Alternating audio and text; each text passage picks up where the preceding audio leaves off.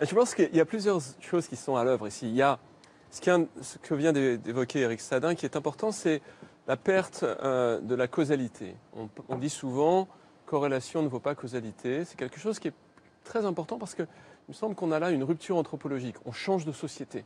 On va vers une société où, parce qu'on a besoin de gains de productivité, parce qu'on a besoin des machines de façon générale, on va avoir des choses qui vont fonctionner toutes seules, avec parfois une distorsion entre finalement le fait qu'il y ait une cause, c'est le cas quand on assassinerait quelqu'un à tort au Pakistan, et une causalité, c'est-à-dire un facteur de présomption par les datas qui seraient importants. Et ça, je crois que les datas sont les données. Les données, là, qui sont de plus en plus importantes et il faut bien les trier, ces données. C'est ce qui nous inquiète. Et puis la deuxième chose qui me semble importante, c'est le fait qu'on rentre finalement dans une société de massification où vous avez des capacités de concentration de moyens qui vont s'appliquer à des millions, potentiellement des milliards de personnes, et donc des enjeux de conformation de société qui sont très importants. Le langage conforme les sociétés, mais le logiciel les conforme encore plus. Et ça, c'est, je crois, pour moi, les deux questionnements qui me semblent très importants à cet égard. Sur la faillibilité des algorithmes, ce qu'il faut bien voir, c'est qu'ils s'améliorent sans cesse. D'ailleurs, si on en parle ce soir, c'est bien parce que les algorithmes sont de plus en plus puissants. Puisque nous sommes dans un monde où nous générons des milliards et des milliards d'informations.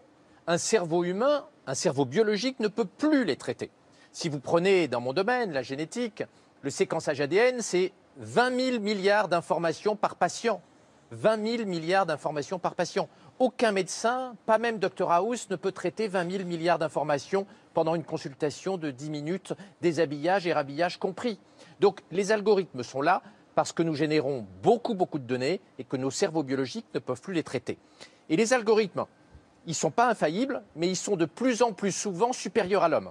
Si on prend la Google Car, la voiture de Google qui se conduit toute seule, elle n'a jamais eu d'accident lié à elle-même, elle conduit mieux que n'importe quel être humain. Et tout notre problème, c'est que dans les 10 à 15 années qui viennent, il y a de plus en plus de champs de l'activité humaine où les algorithmes, où les machines vont faire mieux que nous. Et ça va être un problème politique, un problème philosophique majeur de nous confronter à des machines de plus en plus intelligentes. Je voudrais juste rebondir sur 3 mots-clés que j'ai entendus chez 3 intervenants différents. J'ai entendu le mot sensible, j'ai entendu le mot fiabilité et j'ai entendu le mot confiance.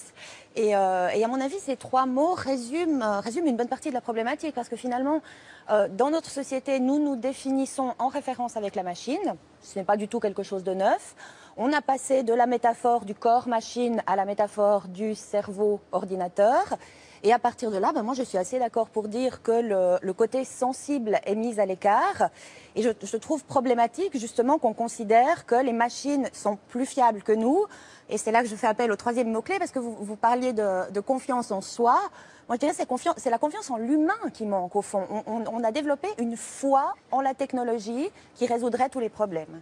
La technique pour moi est porteuse de valeur. La technique est pensée par des personnes en fonction et en référence à un modèle, à une définition de l'humain et à une définition d'un projet de société qui reste la plupart du temps implicite, mais qui se concrétise à travers nos technologies. Et je pense que justement, c'est en disant qu'elle est neutre qu'on tend à polariser. Le débat porte sur l'usage, le bon usage, le mauvais usage, le politiquement correct, lutter contre les actions considérées comme mauvaises. C'est acceptable et tout de suite on a le revers de la médaille. Mais je crois que vous avez dit tout à l'heure le mot transparence, vous avez dit un mot très important.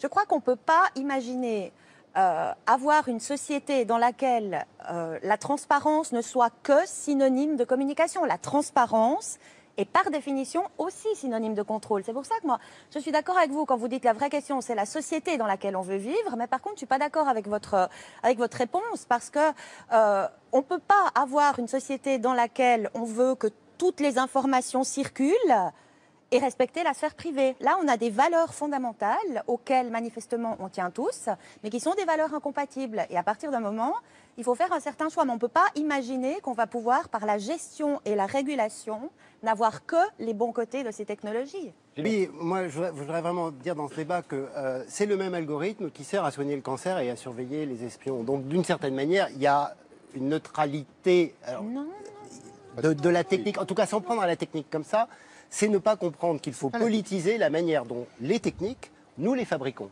Nous leur demandons de faire un certain nombre de choses. Et ces techniques vont ensuite produire des formes de monde qui ont des manières d'organiser l'information, des manières de cibler l'individu qui peuvent être très différentes. Ce qu'il faut politiser, c'est l'agencement entre des dispositifs techniques et des humains qui peut aller dans un sens qu'on va juger positif ou qui va dans un sens qu'on peut juger négatif. Mais et c'est pour ça qu'il est toujours très intéressant de regarder les différentes familles d'algorithmes comme produisant des représentations différentes de la société.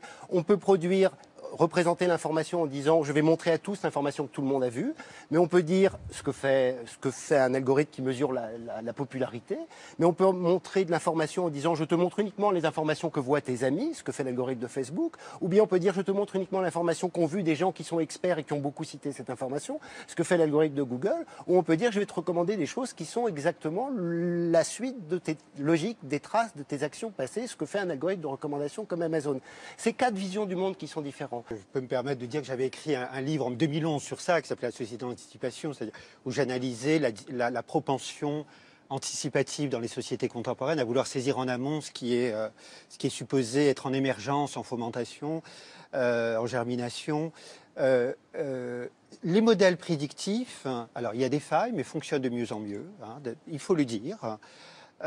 Et au-delà de ça, à mon sens, ça témoigne de la volonté humaine actuelle, notamment par les technologies numériques, à vouloir accroître le pouvoir de maîtrise sur le cours des choses. C'est-à-dire non seulement comptant aujourd'hui, contentent les industries de pouvoir définir ce que je nomme définir le réel de plus en plus aux chiffres près et de pouvoir avoir une intelligibilité des phénomènes, l'idée est de pouvoir de vouloir saisir ce qui émerge de façon à pouvoir organiser le cours des choses en fonction d'une perception anticipative. Donc il y a, oui, quelque chose comme un levier de toute puissance que suppose l'état actuel de la technologie.